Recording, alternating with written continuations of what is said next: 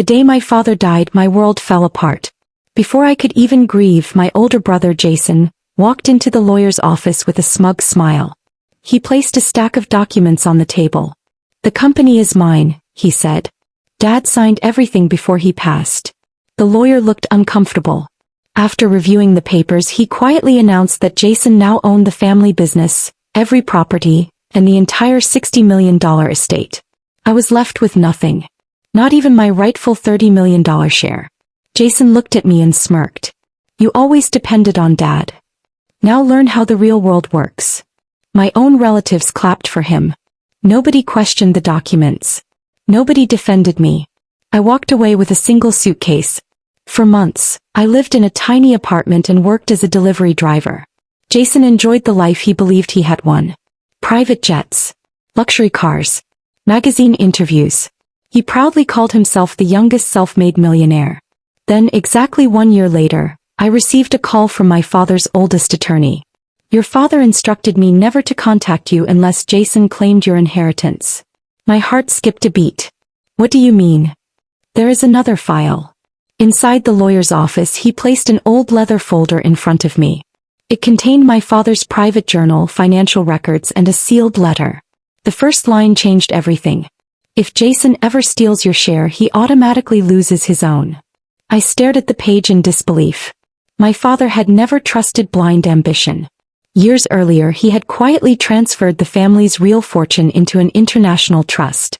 The visible $60 million estate had only been bait. The real assets were worth more than $400 million. There was one condition. Both sons had to divide the original inheritance honestly. If either brother used fraud, forged documents, or deception, the dishonest heir would receive nothing. Everything would legally transfer to the honest one. The lawyer smiled. "Your father believed greed always reveals itself." Within 48 hours, courts froze Jason's companies. Luxury homes were seized. Bank accounts were locked. Even the private jet he'd proudly posted online belonged to the trust, not to him. News channels covered the shocking legal battle.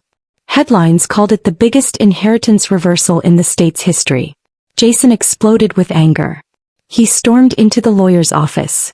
"This is impossible." The attorney calmly placed my father's signed letter in front of him. "You failed the only test your father truly cared about." Jason's face turned pale. For weeks he tried everything. Appeals. Threats.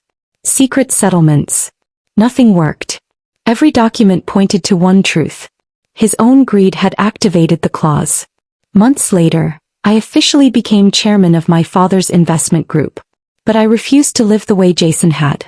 Instead of buying another mansion, I created a foundation that helped families struggling to afford cancer treatment. I invested in small businesses started by veterans and single parents.